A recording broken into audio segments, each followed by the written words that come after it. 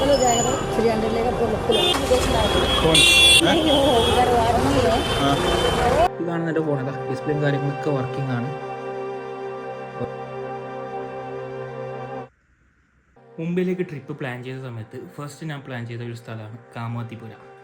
കാമാത്തിപുര എന്ന് പറഞ്ഞെങ്കിൽ എല്ലാവർക്കും മനസ്സിലാവണമെന്നില്ല.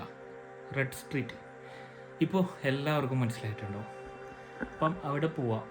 അവിടെ അതായത് അവിടെ എന്തൊക്കെയുണ്ട്, എങ്ങനെയൊക്കെയാണ്, അതിനെക്കുറിച്ച് അറിയാൻ വേണ്ടിയിട്ട് മാത്രമല്ല, ചെറിയൊരു ക്യൂരിയോസിറ്റി. അപ്പം അങ്ങനെ പോകാമെന്ന് വിചാരിച്ചാണ്.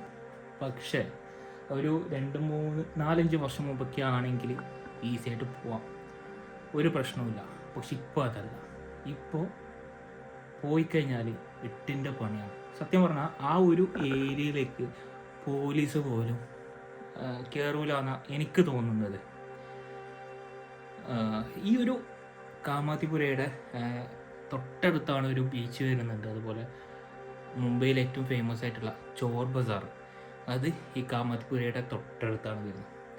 പക്ഷേ ഈ ഒരു ഏരിയ അത്രയും ഡേഞ്ചറാണ്. നിങ്ങൾ കഴിയുന്നതും പോവാതിരിക്കുക. അത്രയും ധൈര്യമുള്ള ആൾക്കാർ മാത്രം പോവുക. പിന്നെ പോകുമ്പോൾ ഫോണ് കാര്യങ്ങൾ കൊണ്ടുപോകാതിരിക്കുക, അതായിരിക്കും ബെറ്റർ. വീഡിയോസും കാര്യങ്ങളൊക്കെ എടുക്കുകയാണെങ്കിൽ നിങ്ങൾ സ്വന്തം റിസ്കിൽ എടുക്കുക. അതായത് ഒന്നെങ്കിൽ ഈ ഷർട്ട് ഇല്ലെങ്കിൽ ഇത് ജാക്കറ്റ് പോലെ ഇട്ടിട്ട് അതിനകത്ത് ഹോൾസ് ആക്കിയിട്ടോ അങ്ങനെ അവർ കാണാത്ത രീതിയിൽ വേണം എടുക്കാൻ. ഇതിനും ഒരു 5-6 വർഷം മുമ്പുള്ള വീഡിയോസിലൊക്കെ ഞാൻ കണ്ടിട്ടുണ്ട്. ക്യാമറയും കാര്യങ്ങൾ സുഖമായിട്ട് എടുക്കുമായിരുന്നു. പക്ഷെ ഇപ്പോൾ അതല്ല. ഇപ്പോൾ ഭയങ്കര എന്താ പറയുക, ഗുണ്ടായിസാണ്. ഫോണും കാര്യങ്ങളൊക്കെ കണ്ടു കഴിഞ്ഞാൽ മൊത്തം തട്ടിപ്പറിക്കും.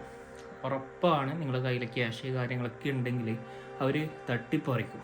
ആ ഒരു കോമ്പൗണ്ടിലേക്ക്, ഇതൊരു ഏരിയ ആണ് കേട്ടോ, ഈ ഒരു ഏരിയ മാത്രം. ഒരു രാത്രി 8 മണിക്ക് ശേഷം, 8-9 മണിക്ക് ശേഷം അതിനകത്ത് കയറിക്കഴിഞ്ഞാൽ പെട്ടുപോകും. അതിനകത്ത് ഫോണ് കാര്യങ്ങൾ നമ്മൾ വീഡിയോ എടുക്കുന്ന കണ്ടെങ്കിൽ അപ്പാടെ പൊട്ടും, അടിപൊട്ടും. അപ്പോൾ അത്രയും ഡേഞ്ചറായിട്ടുള്ള സ്ഥലമാണ്. അതിനകത്ത് ചെറിയ ചെറിയ കടകൾ കാര്യങ്ങളൊക്കെ ഉണ്ട്. ഇത് പക്ഷേ നമ്മൾ പോകുന്ന കാര്യം, നമ്മൾ എന്തിനാണ് പോകുന്നത് നമ്മളൊന്ന് ചിന്തിച്ച് നോക്കിയത്. അവിടെയുള്ള എല്ലാവരും നമ്മൾ വാച്ച് ചെയ്യുന്നുണ്ടോ? നമുക്ക് മനസ്സിലാവില്ല. നമ്മൾ വിചാരിക്കുന്ന അവരൊന്നും നമ്മൾ വാച്ച് ചെയ്യുന്നില്ല എന്ന്. പുറത്തുനിന്ന് ഒരാൾ വന്നു കഴിഞ്ഞാൽ അതവർക്ക് മനസ്സിലാവും. ഓക്കെ, അപ്പം അങ്ങനെയൊക്കെയാണ് ഇപ്പം റെഡ് സ്ട്രീറ്റ്. പിന്നെ വന്ന വഴിയിൽ തിരിച്ചു വരാതിരിക്കുക. നമ്മളിപ്പോൾ ഒരു വഴിയിലൂടെ എൻട്രി ചെയ്ത് കഴിഞ്ഞാൽ തിരിച്ച് അതേ വഴിയിൽ പോവാതിരിക്കുക. നമ്മൾ എവിടുന്ന് കയറിയോ ആ ഒരു വഴി പിന്നെ നമ്മൾ മറക്കുക. ആ ഒരു വഴിയിലെ കൂടി നിങ്ങൾ തിരിച്ച് പോകരുത്. അങ്ങനെ അപ്പുറത്തെ കൂടി ഇറങ്ങാം.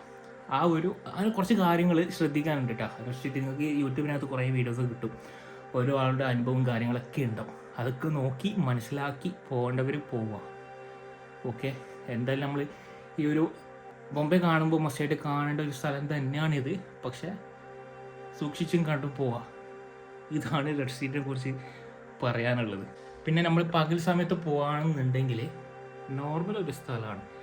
ആഫ്റ്റർ 9 PM അപ്പോഴാണ് അതിൻ്റെ ആ ഒരു മുഖച്ഛായ തന്നെ മാറുന്നത്.